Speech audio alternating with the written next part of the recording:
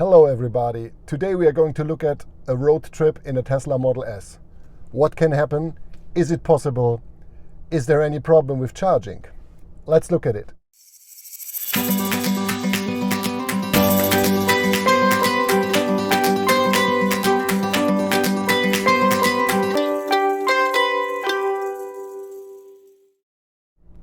I have prepared a little presentation on this with some photos from our trip. You can see it on that side of the screen. And just to give you a quick overview, we went from Germany near Hamburg to Brighton in the UK, as you can see on the map nicely.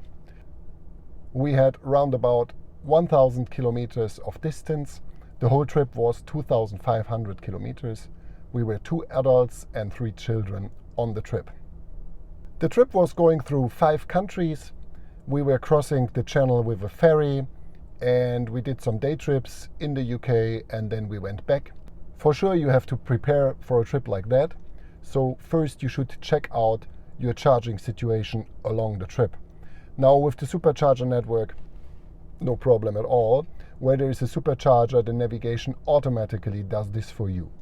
But as you can see on the map, there is really a nice circle around Brighton where there is no superchargers at all. So we had to check out for some charging possibility in the area of Brighton. I just chose to download an app from a British charging company, and I could put my credit card details there, and off you go. I was checking for sure also the locations of this charging network around Brighton, and there seemed to be no problems, so that's fine. Some more points you should prepare for is that you take for sure all your charging cables with you. So I took all the standard cables I had from Tesla, and I took also some CCE elongation for the high power electricity, an elongation cable with me, as well as for sure a Type 2 charging cable. Okay, and you should make sure that you charge to 100% before leaving. That's clear, so make your little trip indicator to the full range of the battery. Having done all of that, we were packing for the trip, and I can tell you there's hardly any problem in getting the luggage in for those 6 days and those 5 people. So plenty of space in the Model S, great for longer trips.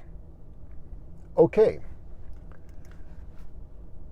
the first leg of our journey was from Stade to Calais, so that's a several hours trip, and the navigation took us through all the charging points, all the superchargers on the way.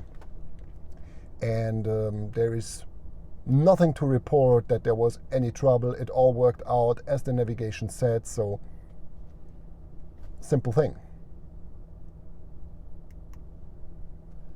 I think it's very important for the children to have something for the charging breaks.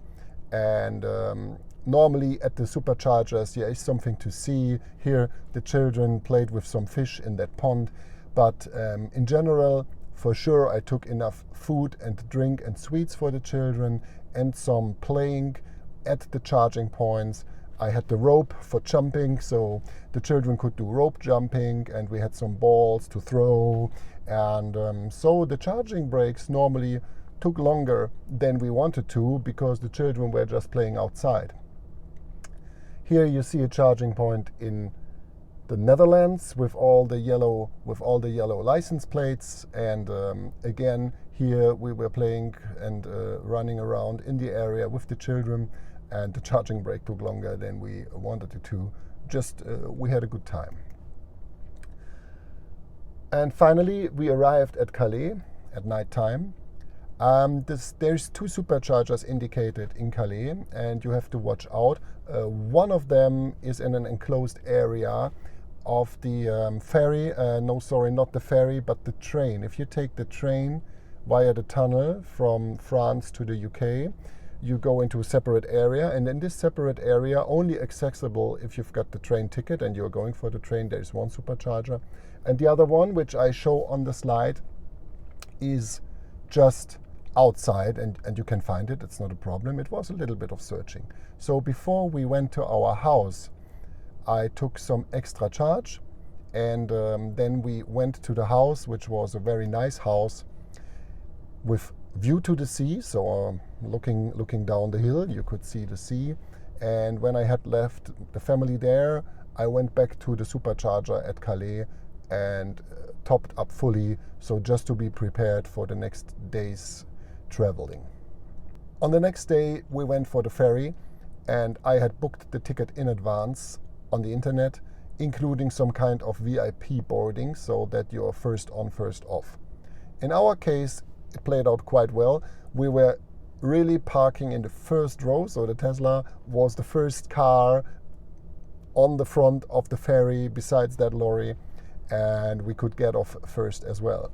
We were really on time in the morning, so everything was good, and for sure the ferry ride is very interesting also for the children. They got a little bit seasick, so they didn't feel too well, but we took them outside on the top of the ferry then into the wind, and then they felt quite well and everything was fine.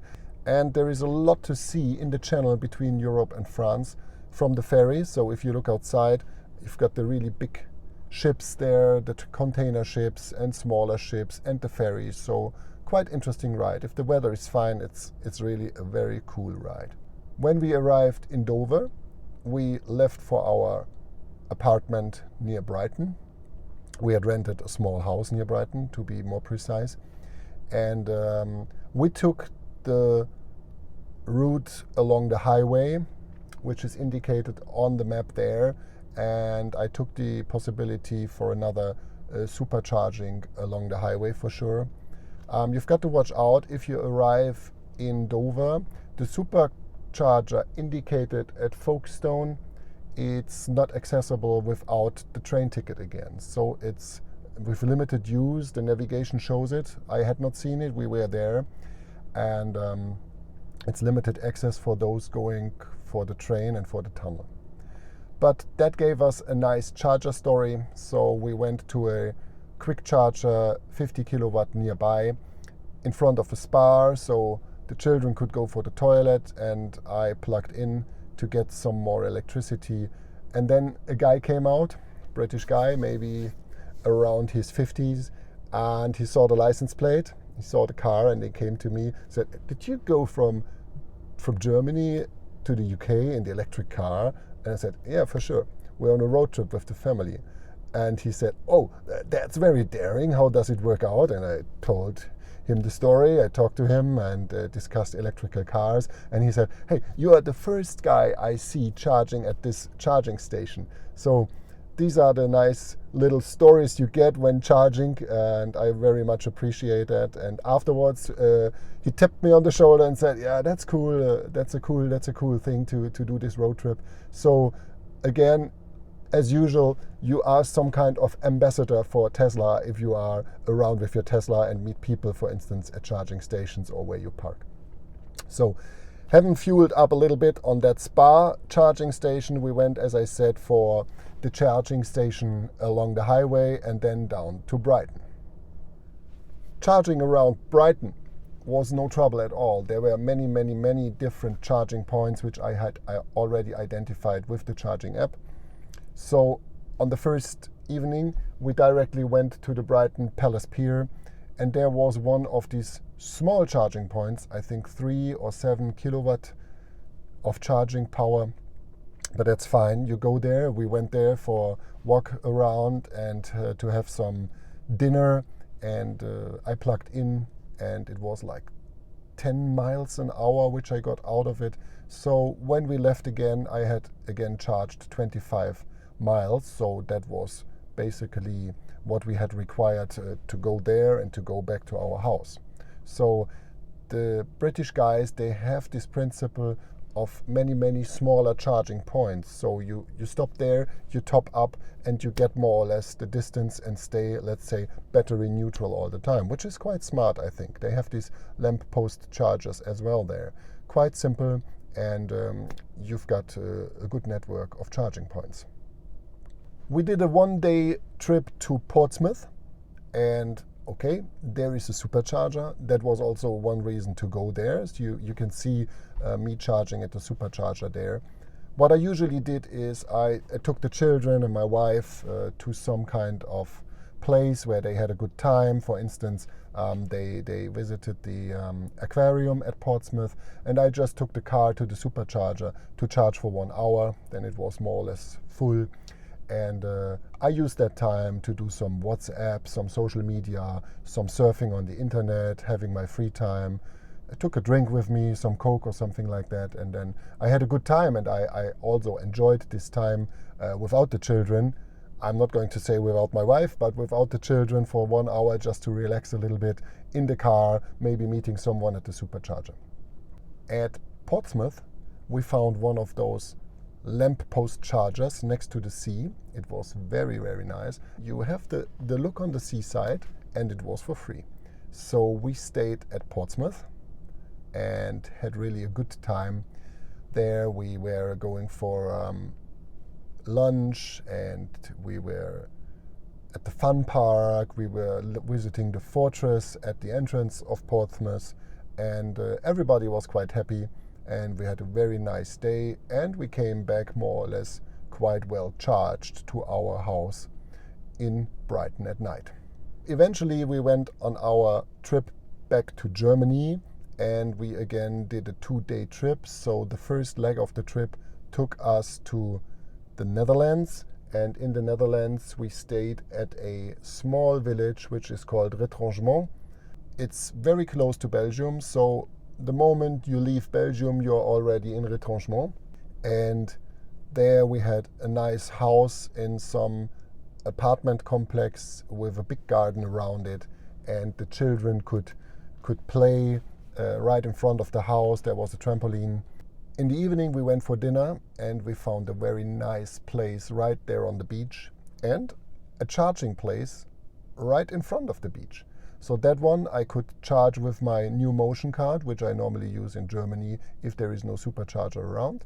The next day we were going for our final travel back to Germany, and we arrived then after some supercharging in Germany again, and it was really, really a nice road trip. We had lots of fun, and we did around about 2,500 kilometers. We went through 5 different countries, and we spent around about 100 euros for charging. Now, 2,500 kilometers, 100 euros of electricity, that's really a good deal. It comes down to the fact that our Tesla Model S is still in for lifelong free supercharging, which I think is fantastic. And at the end of the day, no range problems, no charging problems, and 100% fun. So everybody not really used to electric cars and skeptical, I can tell you, with a little bit of planning and some preparation, no problem at all to go on a long road trip. We went through 5 countries. We went to the UK, and I have never been before to the UK with this kind of electrical car, and there was no supercharger around Brighton. So don't fear it. A little bit of preparation and it will be all fine with the Tesla charging stations. But also with non-Tesla cars, you have very dense charging opportunities, as we saw in the UK, where we could not use superchargers around Brighton. So just do it. There is no need for fear. Lots of fun. And that's it for today. So give me your comments and subscribe if you want to have more details and more information in the future. And see you soon.